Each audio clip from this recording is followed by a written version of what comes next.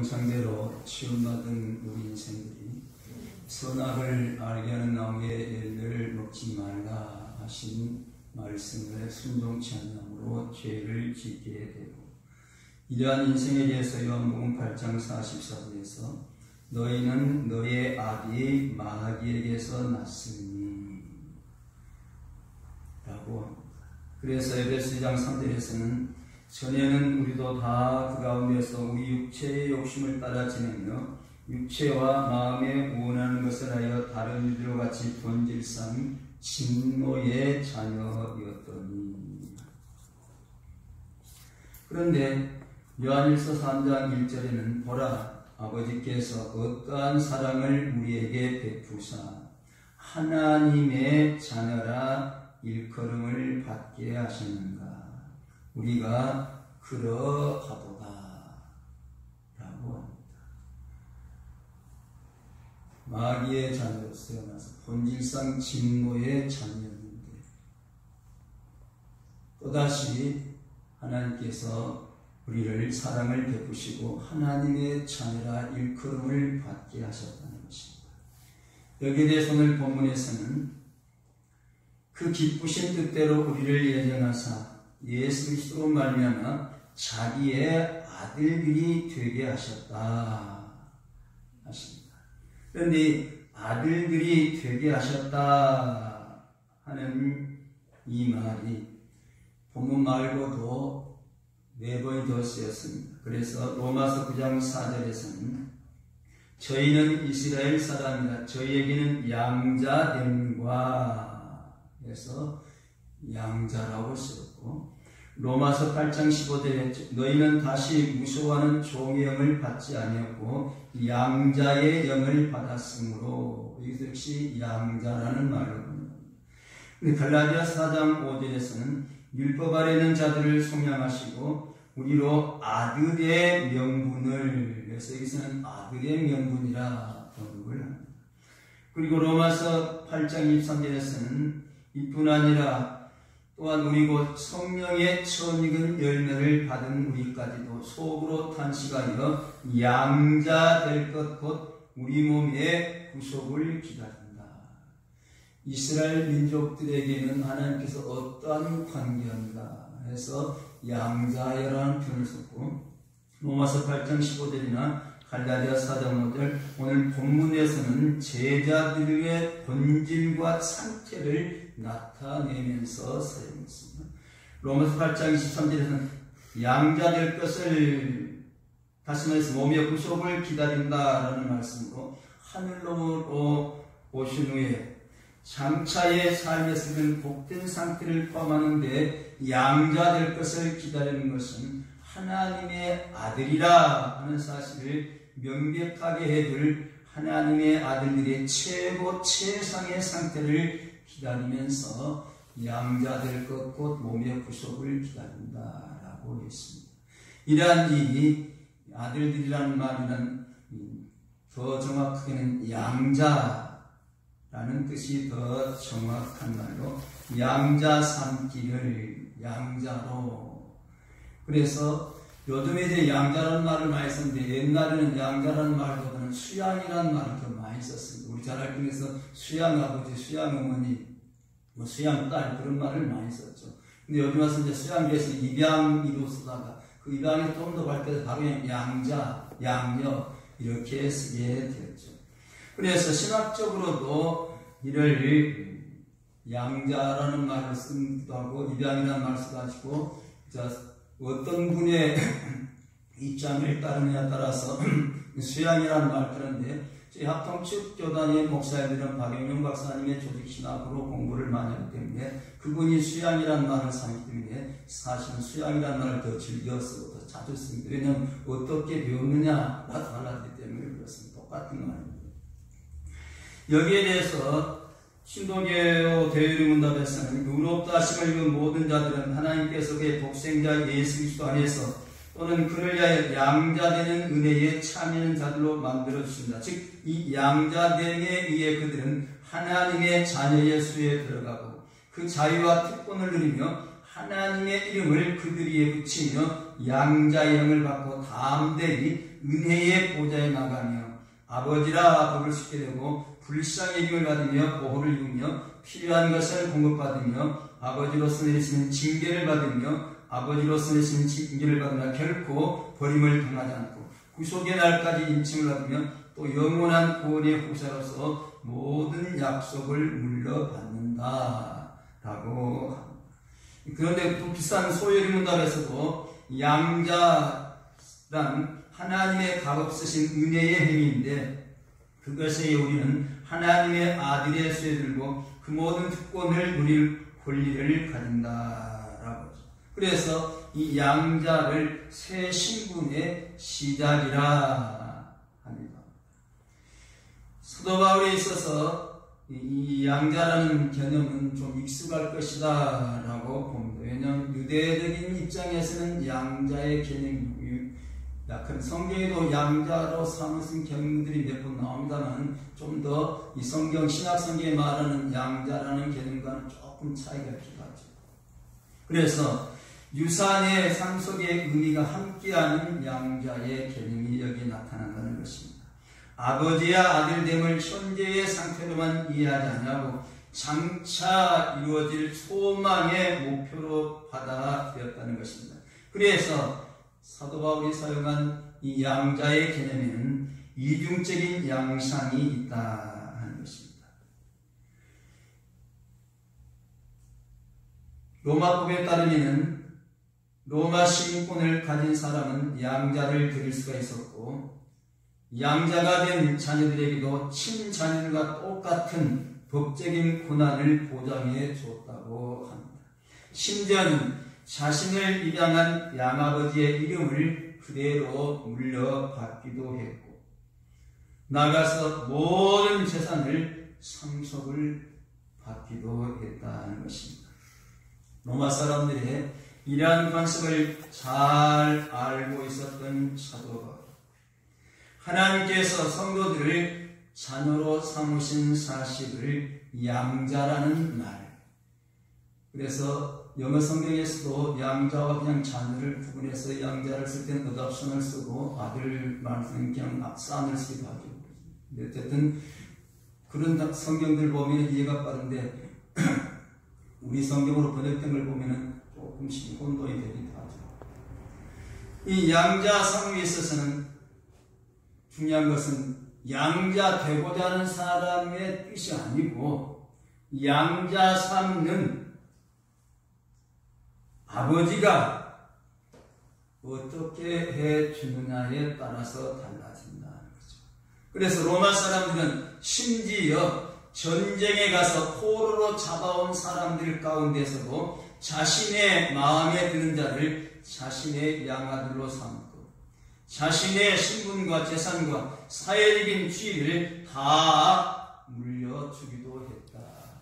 그런 모습이 배너라는 영화 속에서 그 배너가 어떤 신분이었는가 죄수로 끌려가서 노숙으로서 노졌다가 그 사형관에게 발탁돼가지고서 그 재산과 신분을 물려받는 과정에서 잘 드러나고 있기도 하죠. 우리 하나님께서 우리를 자녀로 삼으신 사실도 이와 같다는 것입니다. 나아가서 바울은 아들됨에 관한 말씀에 대해서 자신이 선포하는 하나님의 구원사의 뼈대에 위치를 하고 있다는 것입니다. 갈라디아서 3장 7절에 그런즉 믿음으로 말미암은 자들은 아브라함의 자손인 줄 알지어다.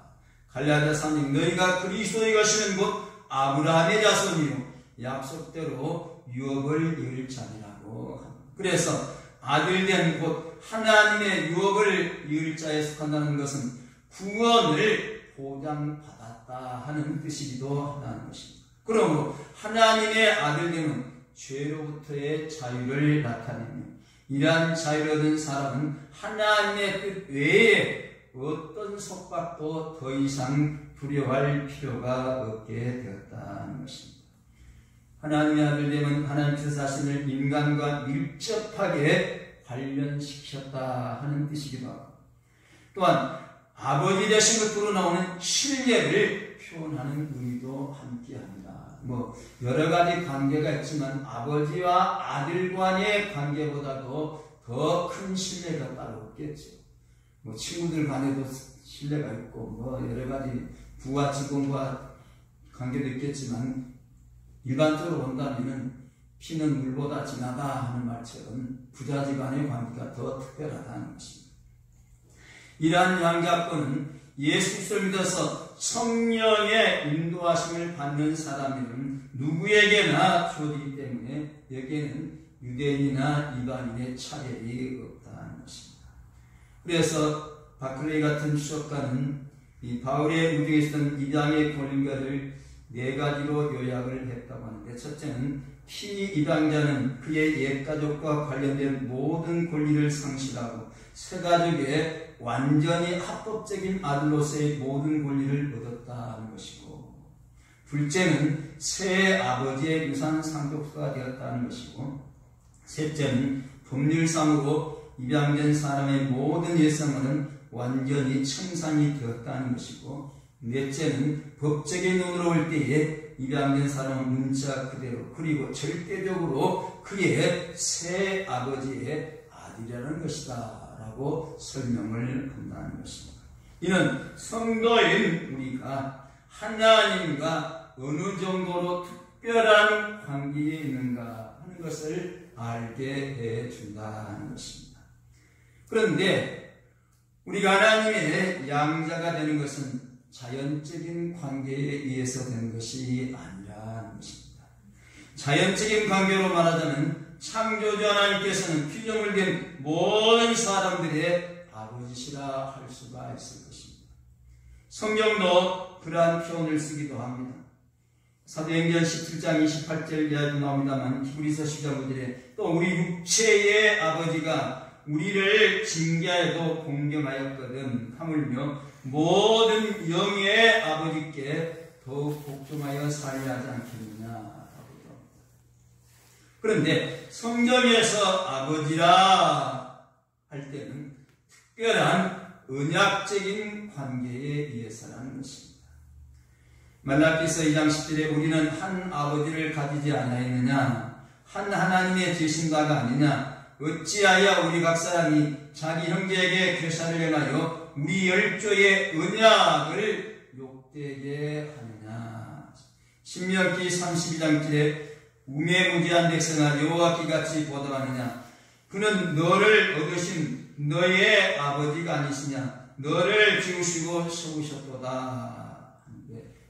이 말씀들 속에는 하나님과의 관계가 언약적인 관계 속에 있다 하는 의미를 함축해서 가르쳐주고 있다는 것입니다. 그래서 이러한 과정을 바울 사도는 그 기쁘신 뜻대로 우리를 예정하사라는 표현을 씁니다. 하나님께서 기쁘신 뜻대로 예정하고 계셨고 그대로 이루셨다는 것입니다. 그것은 하나님 자신의 주권으로 계획하신 경륜과 목적을 가르친 것으로, 절대적 주권을 가진 하나님의 뜻은 시간과 환경을 초월하며 영원히 변치 않습니다. 사람들은 시건하지만 하나님은 시건치 않으시기 때문에 그렇습니다. 따라서 여기에 기초한 성도의 예정과 양자됨도 결코 취소되거나 철회되지 않는다 하는 것입니다. 엄밀히 말해서 예정과 양사 삼음은 창세전에 이미 예정 가운데 있었다는 것입니다. 하나님의 계획 가운데 있었다는 것입니다. 그래서 이제 예정론도 철학적으로 여러 가지 문제를 갖고 설명되기도 하고 참관도 합니다만, 우리는 어쨌든 하나님께서 예정 가운데서 우리를 선택하셨고 선택하신 가운데서 부르시고 이제 하나님의 자녀까지 오늘 시간에 이르게 되겠다라고 믿는 것입니다. 그래서 예정은 양자 삼음의 전 단계로 그 예정에 포함된 우리를 하나님께서 거듭나게 하시고 하나님의 자녀 삼으신다는 것입니다. 그래서 예정이란 말은 하나님 사람을 구원하셔서 택하신 경위가 비계획적이거나 무작위적인 입장에 선 것이 아니고 하나님의 세밀하신 계획이 한 것이다 라고 합니다. 그래서 로마 4장 16절에 그러므로 후서가 되는 이것이 은혜에 속하게 하여 믿음으로 되나니 이는 그 약속을 그 모든 후손에게 굳게 하려 하십니다. 율법에 속한 자일 뿐 아니라 아브라함의 믿음에 속한 자이더니 아브라함은 하나님 앞에서 우리 모든 사람의 조상이라 하시니 이 양자되는 것이 하나님의 은혜 가운데 그 애정 속에 포함돼 가지고 우리가 양자의 자리까지 이르게 되고 하나님을 아버지라 부르게 되었다 하는 것입니다. 갈라디아서 3장 그런즉 믿음으로 말미암은 자들은 아브라함의 아들인 줄 알지도 하시는 말씀에 따라서 이 하나님의 은혜를 믿음으로 받아들일 때 그리고 에베소 3장 1절에 이는 이방이 복음으로 말미암아 그리스도 예수에서 함께 우사가 되고 함께 이체가 되고 함께 약속의 참여자가 되려 하셨으니 복음에 전해진 말씀을 우리가 받아들일 때 성령께서 역사하실 때에 거듭나게 하시고 하나님의 자녀까지 이르도록 하신다. 이것들은 이제 서로 연관되었다 그랬죠. 논리적인 순서일 뿐이지 시간적인 차이는 아니라는 거죠. 시간적으로 1초 위에 거듭나고 1초 위에 회개하고 1초 위에 자녀되고 그러냐 그런 건 아니다. 이건 논리적으로는 그럴 순서가 되는 것이지 시간적으로는 거의 동시에일 것이라고 본다는 것이다. 그리고 좀 더 나아가서 뭡니까? 예수 그리스도로 말미암아 되었다.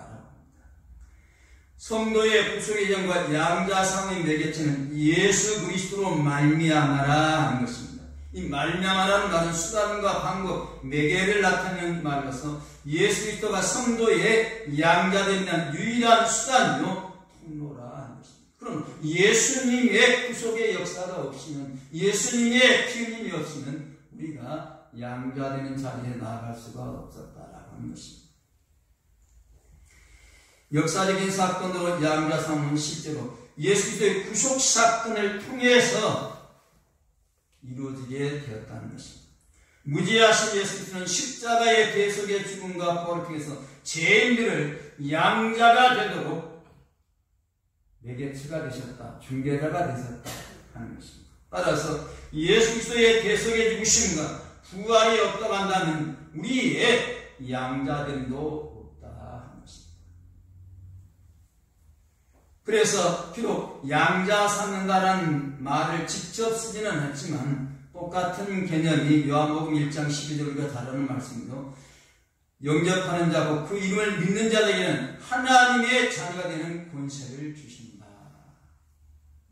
하나님의 자녀의 권세를 얻게 된다는 것입니다.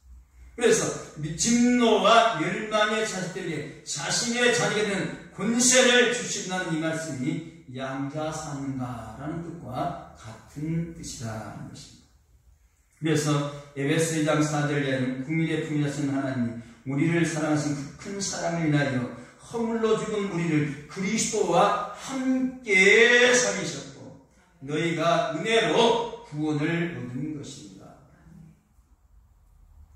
이 함께 살리셨다는 이 말이 거듭남의 뜻과 같은 말이라고 그랬죠. 죄인의 신분에서 중생의 은혜를, 거듭남의 은혜를 받은 사람은 양자의 축복과 특권을 부여받게 되었다는 것입니다.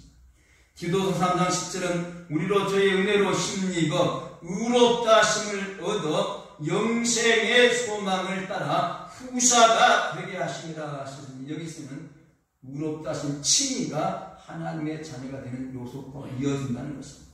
때문에 계속해서 우리가 살펴본 중생이든지 회심이든지 신앙이든지 칭이든지 이것들이 별개의 것이 아니라는 것입니다. 다 서로 연관되어서 이어져 있다는 것입니다.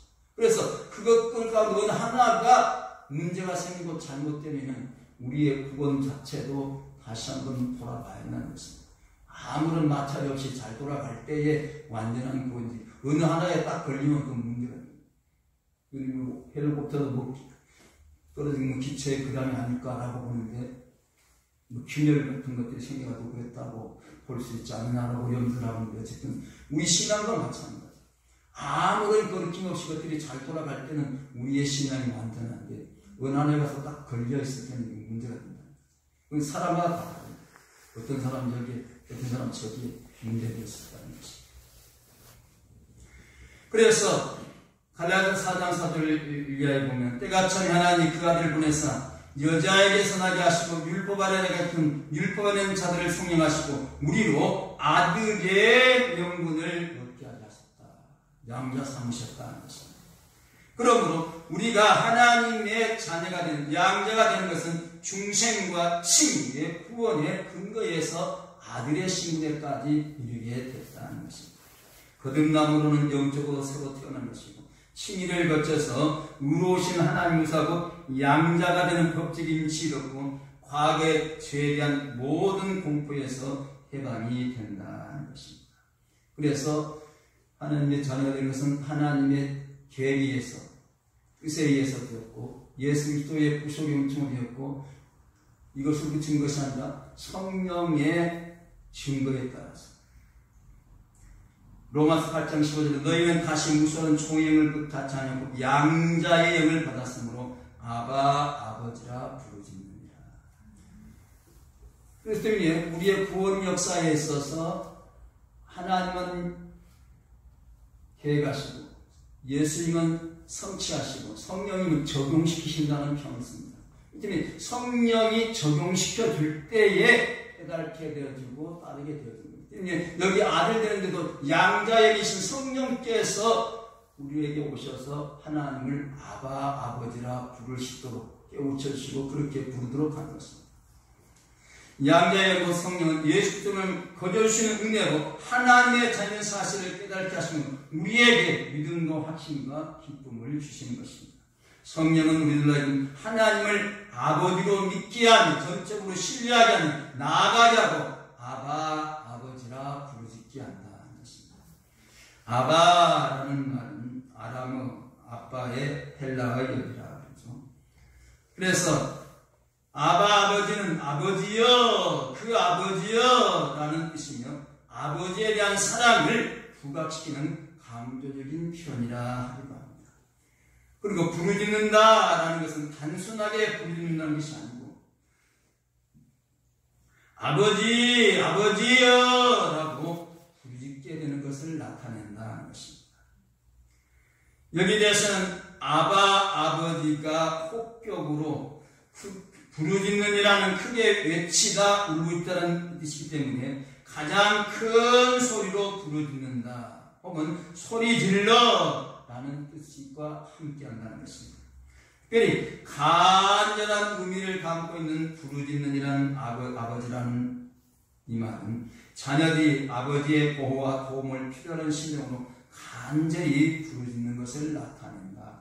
이 때문에 우리가 하나님을 아바 아버지라 부를 때 그냥 지나가는 식으로 아버지 하고 가는 것이 아니라 간절한 심령으로 아버지를 향해서 부르짖는 표현이 된다는 것입니다.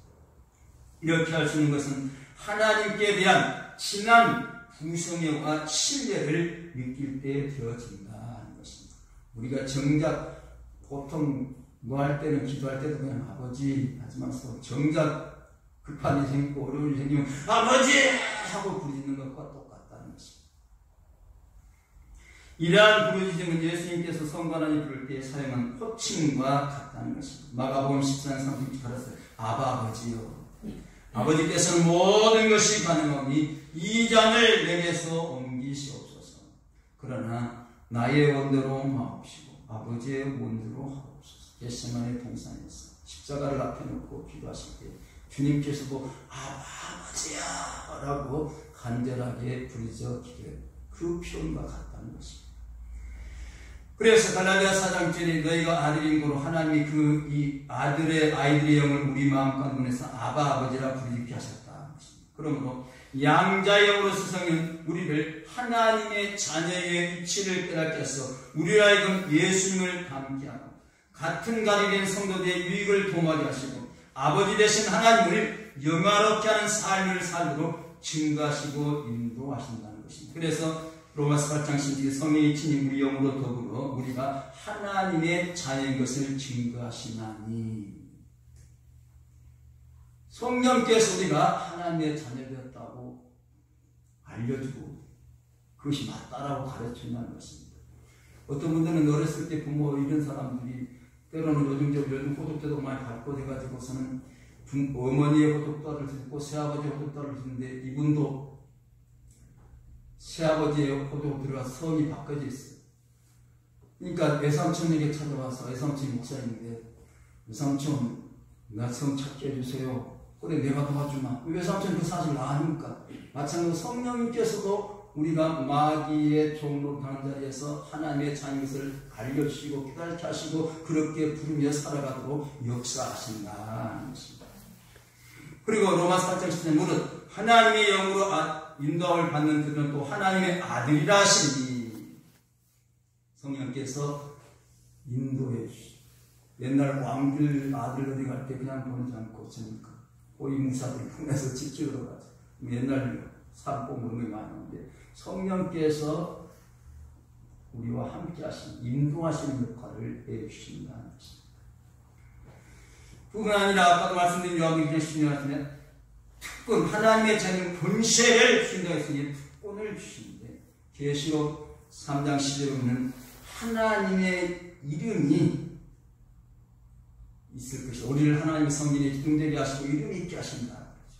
그런가 하면 우리 사장 주는 은혜의 보좌 앞에 담대하게 이게 이제 지난날은 마귀의 종에서 하나님 나갈 수가 없었죠. 즉 하나님의 자녀니까 아무 때나 어디서나 하나님 아버지 하고 불러서 기도하고 나아갈 수 있다는 것입니다. 성경 쉬지 말고 기도하라 할 때 꼭 예배당 와서 야 엎드려서만 기도할 때는 아니라는 거죠. 우리의 삶 속에서 어떤 일이 있을 때 어려운 일이 있을 때 급한 일이 있을 때 그 자리에서 하나님 아버지라고 부를 수 있다는 것입니다. 해와 나라 뭉쳐라 할 수가 있어야 한다는 것입니다. 그런 권한을 우리에게 주셨다는 거예요. 그렇기 때문에 우리가 기도하는 것입니다.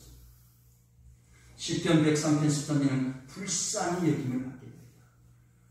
하나님 우리의 은혜를 주신 우리를 불쌍히 보실 때, 군인이 보실 때, 민망히 보실 때 그런 표현성이 많이 나오죠.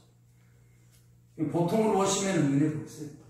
우리가 하나님 보시기에 불쌍하다, 안 됐구나, 도와줘야 되겠다 하는 마음이 있어요. 세상에서 그래요 사실. 요즘 뭐 여러 가지 프로들이 많이 나오는데 노래를 하는 프로 보면 노래를 잘해서도 점수 받는 것처럼 내가 느끼는 그 사람의 환경이 좀 어렵다는 표가 좀 더 나오는 것 같더라고요. 내 생각에는 몰라요. 어떤 우리 하나님께서 우리를 불쌍히 보실 때에 은혜 주신 데 우리를 불쌍히 보신다는 것입니다. 그리고 잠언 10장에는 보호해 주신다. 지금도 사탄 마귀의 세력은 우는 사자처럼 우리를 삼키려고 여러 가지 유혹하는데 우리를 보호해 주시기 때문에 그때마다 성령께서 깨닫게 하시고 아니다 돌아서라 떠나라 하실 때에 우리가 그것을 벗어나게 된다는 것입니다. 로마서 10장 30절에 보면 결코 버리지 않겠다. 세상 끝날까지. 그래서 이 일을 생각하고 나중에 견인해서 성도의 견인에 대해서 다루기를 하시면 하나님께서 결코 버리지 않으시고 우리를 세상 끝날까지 참으시고 보호해 주시는 것입니다. 그리고 에베소 4장 10절은 구속의 날까지 인쳐주신다. 베드로전서 1장 4절은 영원한 기업을 있게 하신다 하시고 로마서 8장 10절에는 영광도 함께 받는다. 그런데 우리들이 이제 어떤 일들 생각할 때는 이처럼 좋은 분야, 잘된 분야에 대해서는 잘 기억해요. 아, 그렇구나. 사람은 이렇게 듣기 좋은 것만 듣는다고, 듣고 싶은 거 듣는다고, 여기까지 자녀가 돼가지고 하나님 사랑받고 복받고 온다고 여기까지 좋은데, 그것은 그렇지 않고 영광을 받으려면 못 받아야 된다고요? 고난도 받아야 되지. 고난에서 나니까 너는 좀 가만히 있어. 물리쳐 놔보려고 하는데 이렇게 하다가 실패하는 경우들이 많다는 것입니다. 하나님의 자녀들이 영광에도 동참하는 고난에도 동참해야 된다. 그래서 함께라는 표현이 우리 주님께서도 히브리 12장 2절은 그 앞에 즐거움의 십자가를 참으사 부끄러움을 개치 않으신 결과 하나님의 보좌 우편에 앉게 되셨고 빌립보 2장 7절에 모든 무릎이 그를 향해 꿇게 되었다. 우리를 영광스럽게 이끄신 주님께서 십자가의 고난을 참으시고 우리의 그 영광을 나눠 주었으니 예수의 발자취를 따르면서 하나님의 자녀로 살아갈 우리들도 주님의 십자가의 고난을 이제는 내 몸에 짊어지고서 주님을 따르면서 자녀의 특권도 함께 누리며 나아가야 한다는 것입니다. 오늘 우리가 하나님의 자녀가 되는 내용에 대해서 여러 가지로 생각해봅니다만 얘기하려고 마치려고 합니다. 영국에서 궁중에 사는 황태자가 아까 말씀드린 것처럼 어딜 가든지 시종들이 따라하는 것이 싫어서 나도 좀 자유를 누려보자 하면서 편복을 갈아입고 몰래 잠인을 나섰다고 합니다. 너무 재미있어서 여기저기 뛰어나다가 그만 밤이 깊어지면 기다렸고 궁중으로 돌아가고자 하는데 길을 잃게 되었다고 합니다. 아무리 애쓰고차도 그 산속 깊이 들어만 갑니다. 저 멀리 불빛이 비치는 곳이 있어 찾아서 주인을 불러서 주인 아저씨 계세요? 안에서 나오는 할아버지가 길 잃어 지치는 아이에게 너 누구냐? 하니까 그 아이가 대답하기를 저는 아무것도 아닙니다. 그런데 제 아버지는 왕입니다. 라는 대답을 했다고 합니다. 우리도 세상에서 방황할 수 있고 좌절할 수 있고 낙담할 수 있을 것입니다. 사람들이 너 누구냐 할 때 나는 아무것도 아닙니다. 그러나 나의 아버지는 살아계신 하나님이시다. 이 확신 가지고 나아갈 수 있는 우리 모두가 되어야 할 줄로 믿습니다. 하나님 감사합니다. 오늘도 늘 사랑하시고 구속해 주시고 하나님의 자녀 삼으셨으니 감사합니다. 이 귀한 일을 다시 한번 기억하면서 조진 사명 감당하며 몸된 교회를 위해서 하나님과 확증해서 아름답게 쓰임받는 모두가 되게 하옵소서. 예수 이름 받들고 기도하옵나이다. 아멘.